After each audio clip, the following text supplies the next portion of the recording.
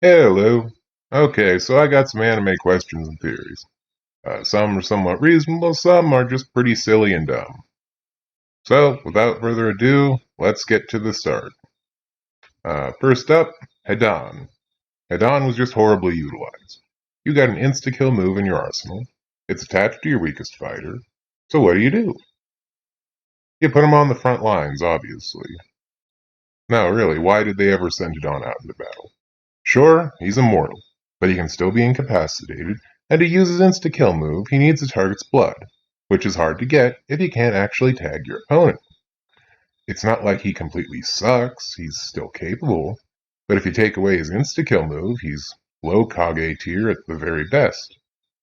What I'm suggesting instead is keep him at the back at HQ and have someone else go get the blood for him. Like during Kisame vs. Guy. Kisame made Guy bleed. Not a whole lot, just a little bit. But he could have just scooped the blood and ran. Give all the Akatsuki spiked armor, and every time there's an opponent, they can match for maybe a little while, but probably not outright beat. Get a few drops of blood and send it back to HQ. Here you go, he done, take care of him. But now, what if we take this a little further? What if Obito could take Hidan into the Kamui dimension for safekeeping, and then, whenever Obito has a fight coming up, have him just get a little bit of blood. Just a little bit even. Kamui it right back into Kamui to Hidan, and there you go. Hidan can be standing inside Kamui with his little circle drawn, with his little spear thing, just ready for the delivery. Sure, it wouldn't be very exciting, but I imagine it'd be effective. Another utility for Hidan would be to pair him with Deidara for assassinations. Deidara makes a tiny mosquito or flea or whatever, something really tiny and innocuous, sends it off to go bite like the Hokage while she's sleeping. You've seen the Hidden Leaf Village. They don't have mosquito netting everywhere. And frankly, that tiny little bit of chakra probably wouldn't even be detectable. So once you do that to all the 5 Kage and you've now got all their blood, you can either hold them hostage or just outright kill them.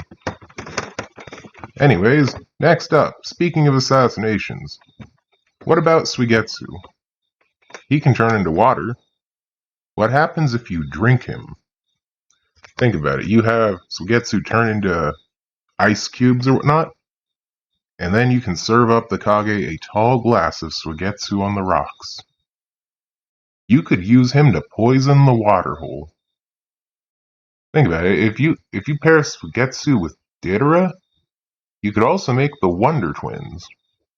And I guess Sasori could be the monkey or something. Anyways, next up we got Dragon Ball Z. Now, I haven't watched Dragon Ball Z in like a decade. I watched Super, but no Heroes or Dragon Ball F or whatever else they came up with since then. They lost me when they started jumping through time with Time Patrol and stuff. But anyways, I don't know if they ever explained this, but how strong is Potara earrings pull? You know how they get sucked towards each other? First of all, how is it not ripping their ears off? I feel like they should just have their ear go ripping off. But what if you don't have ears? Are you just SOL? But this idea here, this is heading into the realms of absurdity. This is really silly. Okay, but just bear with me. What if you suck them into space? Most characters in Dragon Ball Z are like super buff, like, Arnold Schwarzenegger build, and they probably can't even reach the middle of their back. Like, take Dodoria, for example. 100% chance she can't reach that really itchy spot in the middle of her back. She probably spends hundreds of dollars a year on back scratchers.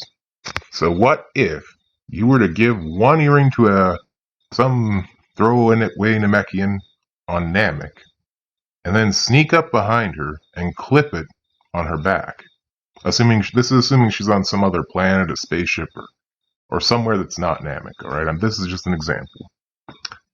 I think, in theory, she should go rocketing uncontrollably into space, crashing through whatever planets or suns are in between her and the Namekian sacrifice. Now this is assuming there is no limitations to how far apart the Patara users can be from each other, and it's assuming it doesn't have to be on an ear. It could just be like attached to them somewhere. It's really silly, but I think it's fun to think about. What's next? Oh, I got it. Let's make the Hyuga clan a long-range clan. This isn't really much of a theory or anything. This is just straight up a better idea. Think about it. Why can't Neji have a gun? Okay, you know what? Okay, forget that. Neji doesn't get to have a gun. It wouldn't fit very well. But they have bows in Naruto. They have bows. We saw that spider guy using a bow. So you can run chakra through a bow, an arrow, and amp it up. Now you basically have a gun, if not an even better thing than a gun. Because, you saw them throw a knife through a rock with chakra. Imagine, I figure a bow with chakra, and it's probably going to outpace whatever guns we can make. And that's basically it. There's really no need to have the guy that can see through objects for miles insist on fighting people hand to hand right in their face. I think making them long range would just be a better strategy all around. Multi-form training. It worked for Naruto's Leaf training. Multi-form training. It worked for Naruto's Leaf training, so it should work in Dragon Ball. If Goku's so strong he can't find a decent opponent, he should be able to just split himself into like 5 Gokus and spar with the rest of the cast. Because, it'll cut his power level down to match everyone else. But he should still get the same experience and whatnot. What happens if you... how you get the Zenkai boost when you almost die or whatnot? What happens if you beat one of the split Gokus pretty much to the brink of death and then he emerges back? Does that count? I know it's a forgotten technique in the show, but I feel like it has a lot of potential. But anyways, another practical idea would be, and this would be very practical, teach it to Gohan. That way, when he was a kid, he could split in 2, and one of them could stay home and do the boring homework, and the other one could go have fun. There's all kinds of practical uses for that. But anyways, that's pretty much it. Goodbye.